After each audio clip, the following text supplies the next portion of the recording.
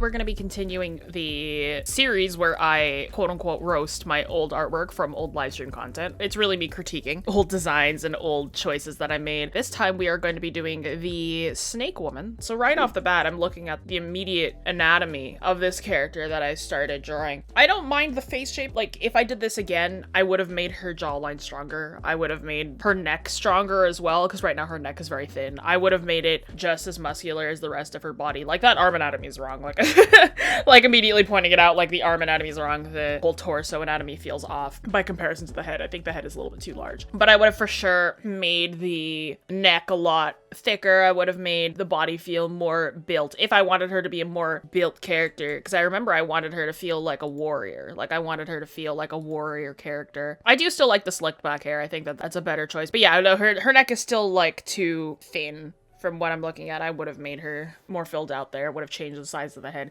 Because right now what I have going on with her anatomy that I've presented is it's very, very teenagerish with the proportion, the ratio of the head to the body to where the supposed legs would be. But the proportions of each of these sections feel more young by comparison to what I believe I wanted to go for at that time. The head for sure needs to be a bit smaller to compensate for this muscular frame. Does that mean that everybody who is muscular will have a very built superhero like frame? No, of course not. But if I was to do this design again, I would have changed that section for sure. I do like the pointed nose I gave her. I do think that this sharp thing does match the snake feature more, but again, I probably would have made the jawline stronger by comparison, because it is still very childlike, I think.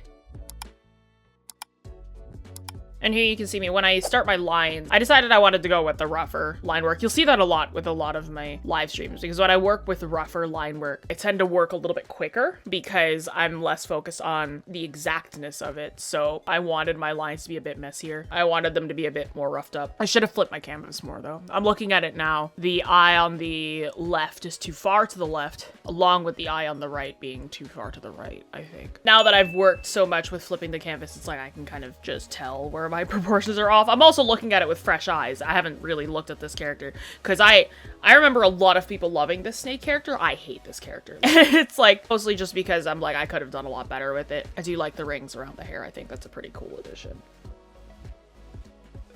The anatomy of the torso could have been improved. The arm anatomy. So when we look at the arm, the bicep and the tricep, when you draw those two, the bicep and the tricep are not actually equal. On the arm, the tricep is going to be a lot higher on the arm than the bicep is, and then neither of them will actually touch the joint of the elbow, which I guess I got in there. But how I've drawn it is that both of the muscles are equal on both sides of the arm, and then there's just the shoulder is just one big mass, which isn't true. Technically, it's like a three-sided polygon or something like that. So that's not the right word. Technically, what it is it's a three-sided form. Like, you want to think of it like that. So really, that arm is built pretty wrong. Pretty incorrectly. The body is still fine. Really, when you think of a snake's body is really just one long tube. I feel like I might have, like, nowadays, I might have added a different kind of dimension to it. I would have made it a bit funkier, a little bit less uniform, a little bit less worm-like, because it is very worm-like and how, like, tubular I made it. I guess I could have flattened it out in certain areas, made it more like a flattened oval by comparison to just a full tube.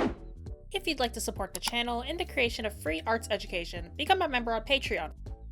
Coloring is fine. I think I did fine with the palette, a mostly neutral palette. Oh, but then we got to the scales. So doing the scales, I underestimated how not great Medibang's grid transform would be, and how not great, like, the entirety of working with scales on Medibang would be, because we end up switching to Photoshop. This stream runs extremely long. It almost runs for an extra hour. And I underestimated how rough it would be to transform these scales in this body, because I've done this technique before. I've done the technique where you take the scales and you just transform them and move them around the body. But I'm used to doing that with Liquify, a mix of Liquify and Photoshop's grid transform, which is very different from Medibang's transform. And I was like, at one point I just got so frustrated and I was like, you know what? We should just switch programs because this is not going to work. This is also an example of me being like, oh yeah, I can figure it out on stream.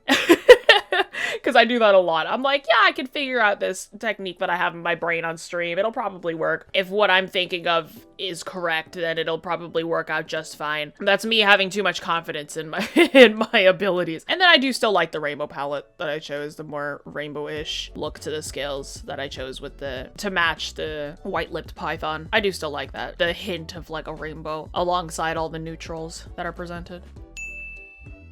Every artist is going to hate some of their work, no matter what, but what's important is that you don't get stuck on being perfect. You need to get the bad art out so that you can make good art later. Critique is super important for artistic growth and is a big part of our teaching method here at Wing Canvas, so don't be afraid to ask for second opinions. Join a virtual class to learn live from our professional artists. Get creative assignments, individual guidance, and real-time feedback on your artwork. Start today and level up your practice. If you learned something new, like and share this with a fellow art nerd. If you love receiving quality and free arts education, subscribe. If you enjoyed this video, here's a couple other videos you can check out next.